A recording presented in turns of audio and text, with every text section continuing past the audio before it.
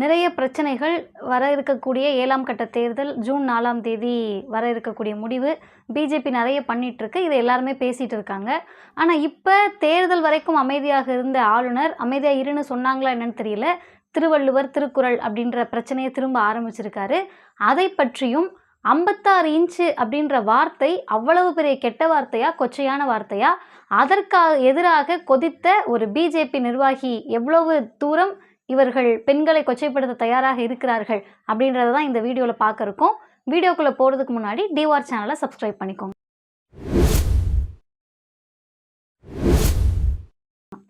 அனைவருக்கும் வணக்கம். 7ஆம் கட்ட தேர்தல் நடக்க இருக்கிறது ஜூன் 1ஆம் தேதி. ஜூன் 4 எல்லாருமே எதிர்பார்க்கக்கூடிய ஒரு தேர்தல் முடிவு வர இருக்கு. அந்த சூழலில் தான் பிஜேபி எல்லா மாநிலங்களுக்கும் பிரதமர் போகிறப்ப தமிழ்நாடு, தமிழர்கள் இவங்கள பற்றி பேசாமல் அவரால் அந்த தேர்தல் பிரச்சாரத்தை முடிக்க முடியலை. நல்ல விதமாக பேசுகிறாரா அப்படின்னு கேட்டால் கிடையாது.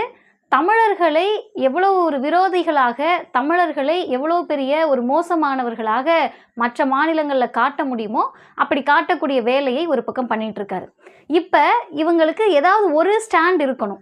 ஒன்று தமிழர்களையும் தமிழ் மொழியையும் எதிராக விரோதியாக பார்ப்பது, அப்படி இல்லையா தமிழர்களையும் தமிழ் கலாச்சாரத்தையும் போற்றுவது. ஆனால் தமிழ்நாட்டுக்கு வந்தால் போற்றுவது, தமிழ்நாட்டை தாண்டி போனால் இகழ்வது என்ற சூழலில்தான் ஆளுநர் ரவி என்ன பண்ணியிருக்காருன்னா, அவருடைய ஆளுநர் மாளிகையிலிருந்து திருவள்ளுவர் திருநாளுக்கான அழைப்பு ஒரு கடிதத்தை, ஒரு நோட்டீஸ் அனுப்புகிறாங்க. அதில் திருவள்ளுவருக்கு நீங்கள் எல்லாரும் பார்த்துருப்பீங்க, காவி உடை அணிந்து பட்டை போட்டு திருநூறு வச்சு கழுத்தில் கொட்டையெல்லாம் போட்டு அனுப்பிச்சி விட்றாங்க. இப்போ நம்மக்கிட்ட என்ன கேள்வி கேட்குறாங்கன்னா, ஏன் திருவள்ளுவர் காவி நிறத்தில் இருக்கக்கூடாதா, உங்களுக்கு என்ன பிரச்சனை? நேற்றைக்கு கூட நடக்கின்ற விவாதங்களிலெல்லாம் தொலைக்காட்சிகளை நம்மக்கிட்ட கேட்குறாங்க. அப்போ மீண்டும் மீண்டும் நம்ம ஏன் இந்த காவி என்ற ஒரு நிறத்தை திருவள்ளுவருக்கு பூசுவதோ அல்லது அவருக்கு திருநூறு வைப்பதோ எதிர்க்கிறோம் அப்படின்னு சொன்னால், திருக்குறள் தமிழர்களுக்கான ஒரு பெருமையின் அடையாளமாக கருதப்படுதே தவிர அது குறிப்பிட்ட மதத்திற்கான அடையாளமாக கருதப்படலை. இப்போ உங்களுக்கு நான் எடுத்துக்காட்டுக்கு சொல்கிறேனே, இந்துக்கள் பகவத்கீதை வச்சுருக்காங்க, கிறிஸ்தவர்களுக்கு பைபிள் இருக்குது, இஸ்லாமியர்களுக்கு திருக்குரான் இருக்குது. அப்படின்னா உலகத்தில் வாழக்கூடிய ஒட்டுமொத்த தமிழர்களுக்கும் சேர்த்து இருக்கக்கூடிய உலக பொதுமறையாக தான் நம்ம திருக்குறளை பார்க்க முடியும். அப்போ அந்த திருக்குறளை நீங்கள் ஒரு மதச்சாயம் பூசுறது அப்படின்றது இந்து மதத்தில் இருக்க பற்று காரணமாகவா, இந்து மதத்தின் மீது ஆளுநர் ரவிக்கு இருக்கக்கூடிய மிகப்பெரிய பற்றின் காரணமாக கிடையாது. ஏன் அப்படின்னா, இந்த காவி நிறம் அப்படின்றத இந்துக்களின் நிறமாக மாற்ற திரும்ப திரும்ப அவங்க முயற்சி பண்ணுறாங்க. ஆனால் இந்து மக்களுடைய, சாமானிய இந்து மக்களுடைய நிறமாக காவி ஒருபோதும் இருந்தது கிடையாது. இது கலவரத்தினுடைய நிறம். காவி என்பது கலவரத்தின் நிறம். ஆர்எஸ்எஸ்னுடைய குருஜி கோல்வால்கர்னு இவங்க புகழக்கூடிய எல்லோருமே சாஃப்ரனைஸ் த பீப்புள் அப்படின்றத தான் முன்னிறுத்தினாங்க. காவி மயப்படுத்தணும் எல்லாத்தையும். ஏன் அப்படின்னு கேட்டால், அந்த காவி சிந்தனையில் மதவாதம் இருந்தது. அந்த காவி சிந்தனையில் அனைத்து அழிக்கக்கூடிய முறை இருந்தது. அதுதான் ஆபத்து. இவங்க திருவள்ளுவர்கிட்ட நெருங்க நெருங்க அது எதை சொல்லும்னு கேட்டால், நாளைக்கே திருக்குறளை மனு தர்மத்தின் மற்றொரு வடிவம்னு சொல்லுவாங்க. அப்போ நம்ம திரும்ப திரும்ப அவங்கக்கிட்ட கேட்குறோம், உங்களுக்கும் திருவள்ளுவருக்கும் என்னையா சம்மந்தம்? அவர் பிறப்புக்கும் எல்லா உயிருக்கும்னு சொன்னார்.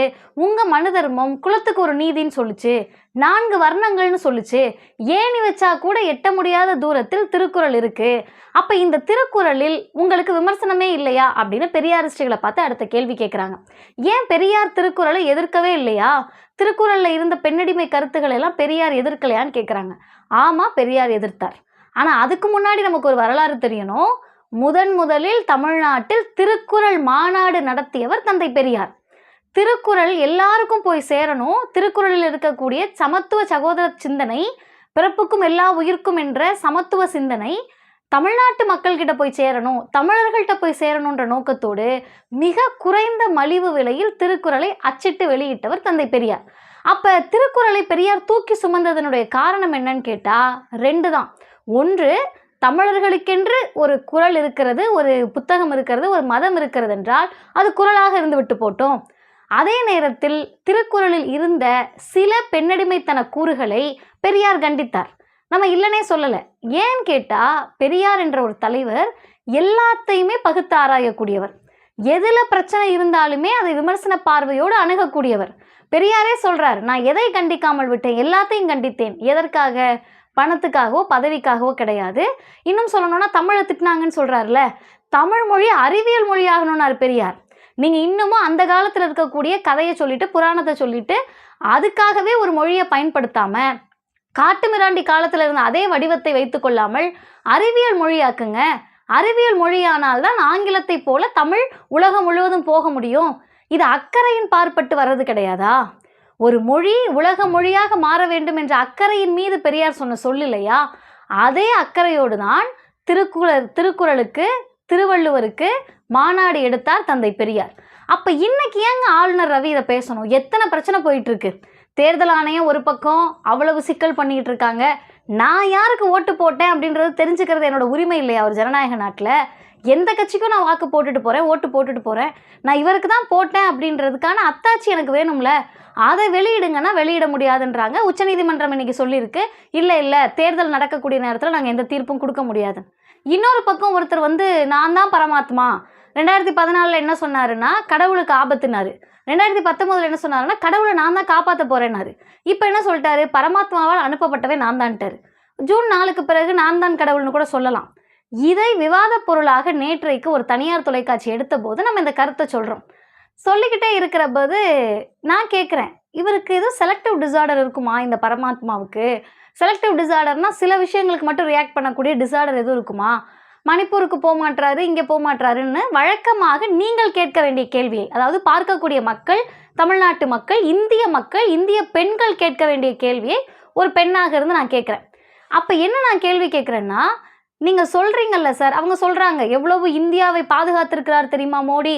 பாகிஸ்தானிலிருந்து வந்த தீவிரவாத தாக்குதல்கள் இந்து பெண்களை அடித்து விரட்டினார்கள். இதுக்கெல்லாம் ஆதாரம் கேட்டோம். அவர்கிட்ட வழக்கம் போல் பிஜேபி அந்த சகோதரர்கிட்ட ஆதாரம் இல்லை. இவ்வளவு செய்த போது இந்த தாக்குதல்கள் யாரால் குறைந்தது? இந்தியா எந்த விதமான கலவரமும் இல்லாமல் அமைதியா இருக்கே, எப்படி அப்படின்னு கேட்டார். இப்போ நான் சொன்னேன், உங்களுடைய பிரதமர், நம்முடைய பிரதமர்னே வச்சுப்போமே, இந்திய அரசமைப்பு சட்டத்தின்படி பதவி பிரமாணம் எடுத்தவர் இந்தியாவினுடைய பிரதமர், நம்முடைய பிரதமர். இவர் என்னன்னா 3 விஷயம் சொன்னாங்க. அவர் விஸ்வகுரு, அவர் சௌகிதார், அவர் 56 இன்ச்சு மோடி. அப்போ ஒரு சௌகிதார், ஒரு விஸ்வகுரு, ஒரு 56 இன்ச்சு என்று தன்னைத்தானே சொல்லிக்கொண்ட ஒருவர் ஏங்க மணிப்பூருக்கு போகல அப்படின்னு கேட்டோம். உடனே என்ன பண்ணாங்கன்னா, கேட்ட கேள்வி இதுதான். டக்குன்னு அந்த சகோதரர் இது என்ன, ஒரு பெண் இப்படி பேசலாமா, கொச்சைப்படுத்தலாமா, 56 இன்ச்சுன்னு சொல்கிறீங்க, அவர் எத்தனை இன்ச்சாக இருந்தால் உங்களுக்கு என்ன? இந்த சொற்களை எல்லாம் கண்ணியமானவர்கள் பயன்படுத்துவார்களா? திகாக்காரவங்க இப்படி தான் பண்ணுவீங்க, காங்கிரஸ்காரவங்க இப்படி தான் பண்ணுவீங்க, கண்ணியம் குறைந்த சொற்களால் ஒரு பாரத பிரதமரை பேசுகிறார்கள், என்னால் பொறுத்துக்கவே முடியலை அப்படின்னு சொல்லி அவருக்கு ப்ரெஷர் ஆயிடுச்சு. இப்போ நம்ம என்ன கேட்குறோன்னா, இந்த 56 இன்ச்சுன்ற வார்த்தையோ, இந்த சௌகிதார்ன்ற வார்த்தையோ, இந்த விஸ்வகுருன்ற வார்த்தையோ, இன்னைக்கு பரமாத்மாவால் அனுப்பப்பட்ட நான், சக்தி படைத்த நான் சொல்கிறதோ நம்ம சொல்லலை. பிரதமர் தன்னைத்தானே சொல்லி கொண்டார். நான் இப்படி தான் இருக்கேன்னு சொன்னார். அவராது பரவாயில்ல 56 இன்ச்சுனாரு. ஒரு படி மேலே போய் ராஜ்நாத் சிங் என்ன தெரியுமா சொன்னார்?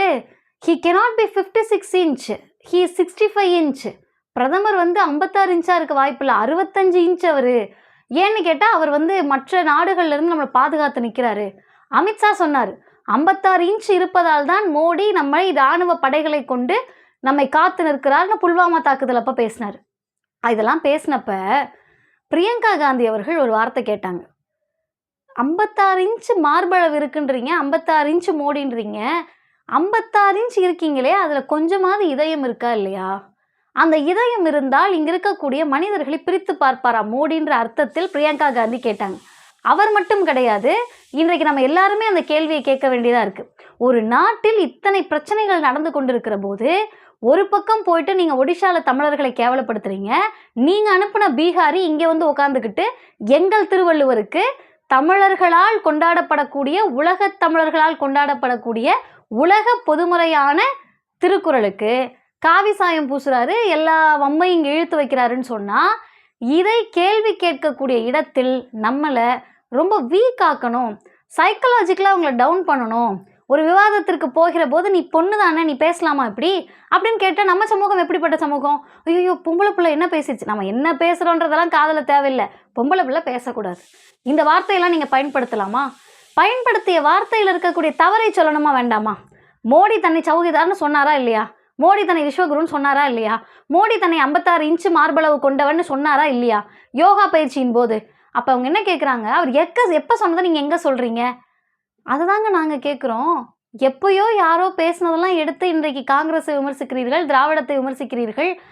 யாரோ ஒருவர் சொன்னதை வைத்து, ஒரு கட்சியின் தலைவர் சொல்லியிருக்க மாட்டார், ஒரு கட்சியினுடைய மிக முக்கிய நிர்வாகி சொல்லியிருக்க மாட்டாங்க, அதை வைத்து விமர்சிக்கிற போது இன்றைக்கு ஒட்டுமொத்த இந்தியாவும் என் கையில்தான் என்ற திமிரான ஆணவ போக்கில், அதிகார மமதையில், சர்வாதிகார போக்கில் நின்று கொண்டிருக்கக்கூடிய பிரதமர் என்றைக்குமே நமக்கு ஆபத்தானவர் தான். காரணம், நான் மட்டும்தான் அப்படின்னு பேசக்கூடிய அந்த அதிகார மமதை மக்களை கொல்லக்கூடிய தன்மை வாய்ந்தது, மக்களை நிம்மதியாக வாழ வைக்காத தன்மை வாய்ந்தது, மக்களுக்கு எதிரான தன்மை கொண்டது. அதை எதிர்த்து நிற்க வேண்டிய கடமை நமக்கு இருக்கிறது. நன்றி, வணக்கம்.